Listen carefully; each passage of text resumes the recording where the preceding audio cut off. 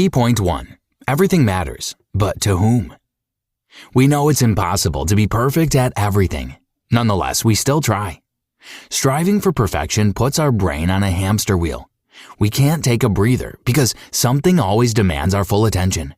And when we inevitably fail at something, we want to give up entirely out of frustration and fatigue.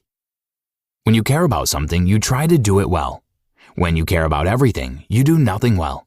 Kendra Adachi. Some may think they must change their schedule to keep things together. But really, we should change our mindset from great at everything to great at what matters to me. You will never be content until you identify your values. To do that, determine what is important to you, not to the influencers or neighbors. And work hard toward it. And for the rest, use the 13 lazy genius principles explored in this summary. Let's discover the rules to help you get things done and keep your peace to enjoy life. Key point 2. Simplify and thrive. Principle 1. Stick to one option. Decision-making creates a satisfying life, allowing you to choose anything from clothes to vacations. Yet, choice can become a burden when it comes to mundane things. If you approach every decision with perfectionism, you won't have any energy left for what's essential. All the small, everyday things will swallow your attention. However, you can make life easier by deciding once about certain things. For example, if your kids need new sneakers every year for PE class, pick a suitable brand once so that you don't have to sift through options every September. Now you can check one task off the school to-do list effortlessly. You can apply this rule to non-critical aspects of life and save brain space for what you truly value. Principle 2. Start with no pressure. After you've defined what's important to you, you may want to apply the go big or go home mindset to it. For instance, it might be your New Year's resolution to start jogging to get fit. You get pumped up by all the Instagram profiles of runners and consider signing up for a marathon as a goal. Although you're enthusiastic about running, such a big goal would put pressure on you, and you may blame yourself if you slow down or run short distances. As a result, something that was supposed to bring you happiness instead caused stress. Why? Because perfectionism gets in the way. Focus on being active and consistent rather than fixating on weight loss.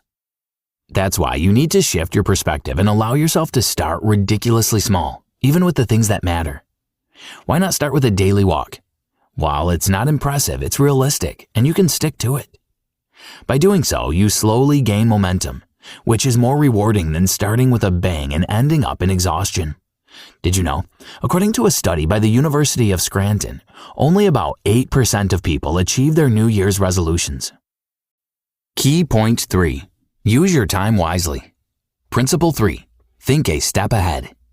Stress is often not caused by a demanding task, but rather by too many little tasks piling up at once. Imagine coming home after a long day at work. The children ask you to do art projects with them. The nanny waits for the daily pay. You have to decide what's for dinner, and the dishwasher is full of dirty dishes. It's the perfect storm. No wonder you don't have the energy to connect with your loved ones after dealing with all these micro challenges. To eliminate the noise from your evening, ask yourself in the morning, how can I prepare now so that things are easier later? You could leave money for the nanny on the counter, switch on the dishwasher, and set aside groceries for dinner. That way, the evening looks more like family time than a shift. Thus, you can create more peace by unloading the stressful parts of the day in advance. Principle 4. Embrace the circumstances. Even the most anticipated seasons of life can bring disappointments.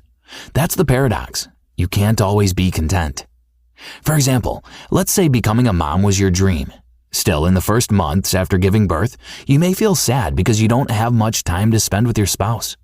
Having a baby brings many changes that you cannot process yet. You may suppress your frustration by pretending to handle everything perfectly, or passively wait until things calm down. But that won't help you deal with your discontent. The best way to deal with your feelings is to realize they're valid. Allow yourself to be frustrated, but don't let frustration take over and cause you to miss out on what this season has in store. It's okay sometimes to be tired of something you love. To navigate through a challenging period, embrace the stage you're at and remember that it won't last forever. So cherish those memories while you can. Key point 4. Create your systems. Principle 5. Routines are your rescue. It's possible to learn to swim by simply being thrown in the water. You'll frantically splash around until you find moves that keep you afloat or get you out of the water, never to swim again. In either case, it's an exhausting experience. If your weekdays feel like you're being thrown into the water and performing hundreds of intense but ineffective motions, there's a better way.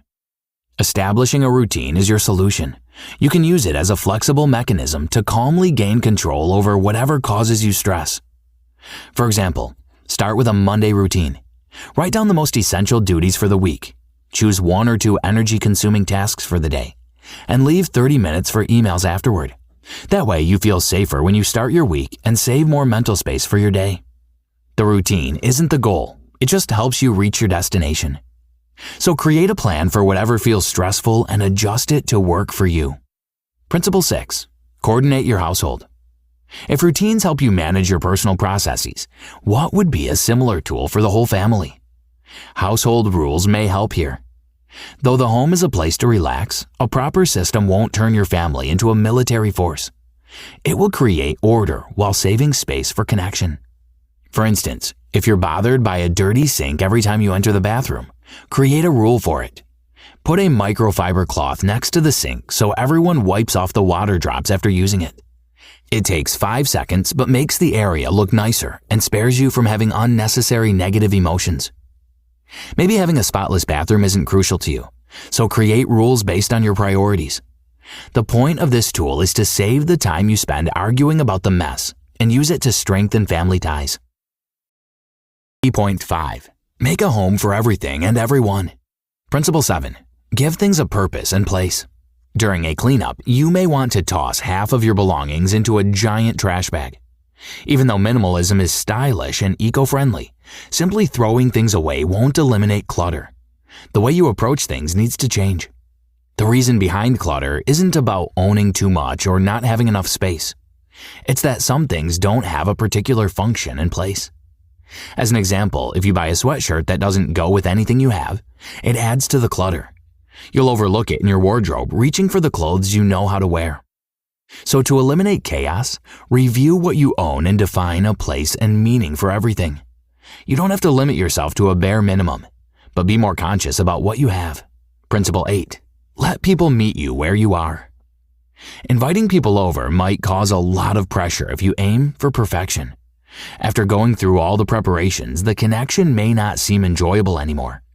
But to live a harmonious life, you still need a community. In other words, you must change your view on hospitality. Understand that we don't let people into our homes to perform at our best. We open our doors, hoping to build relationships. So stop worrying about something imperfect in your house. Make fostering a connection your focus. Perfectionism holds you back from building valuable bonds. For example, if you invite neighbors to your place, don't stress over a dessert if you're not good at baking. You can order a cake and save your mood for the guests. They'll remember feeling comfortable and accepted at your house, and that's what matters most.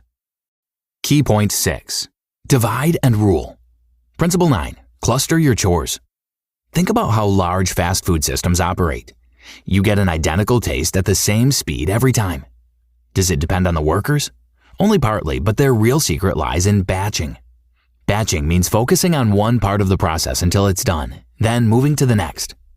To illustrate, imagine boxing 100 presents. Packaging every single one from scratch would take a lot of energy and time. However, if you compartmentalize, you can first prepare all the boxes, then sign 100 cards, put the same content in every box, and then close them all. That way, your brain switches to autopilot at some point and you don't waste mental energy on each task. Systems don't make you into a robot. They save you time to be human. You can apply this principle by choosing a day to do meal prep, laundry ironing, or any job that gets repeated. Remember that not everything needs deep thinking. You can do some things in robot mode. Principle 10. Leave what matters. After all, an order requires consciousness. You must understand your why behind the systems and rules.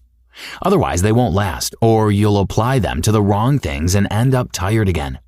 For example, if you want to start working out, begin with a why before you create routines around it. Define what is essential to you about exercising. Feeling better, getting fitter, or practicing your willpower, you name it. With eyes set on your goal, you're less prone to give up or engage in what doesn't get you to your destination. If it isn't essential, it's just noise. Kendra Adachi. Filter your life through the lens of your values and skip what doesn't matter to you. That way, you save your energy for a fulfilling life. Key point 7. Peace over productivity. Principle 11. Follow the right order. Being productive is satisfying even when it comes to the things we don't always enjoy, like mopping or doing laundry. However, the key to enjoying life is balancing efficiency and tranquility. To balance, you need a framework whenever approaching an activity. For example, when cleaning, follow these steps. 1. Remember what's important. It's not the clean house itself, but your family's comfort. 2. Remove the trigger. Consider the most triggering thing about the dirty house and clean it first. 3. Rely on yourself. Do the amount of work that suits you. Don't follow somebody's routines. Principle 12. Rest is a part of your job. Most people believe that rest occurs when there's nothing to do, but to live a fulfilling life, you must take rest more seriously. Recharging requires determination, so you must prepare and set time aside. Don't leave your rest to chance. Plan it. For example, choose a day to rest and put effort into making it happen. Decide on an activity that will refresh you. Find a babysitter and don't take your laptop with you. Principle 13. Be a friend to yourself. Have you ever noticed how much mercy you have for others but not for yourself? For example, when a friend says she feels like a bad mom, you're ready to remind her what a great mother she is.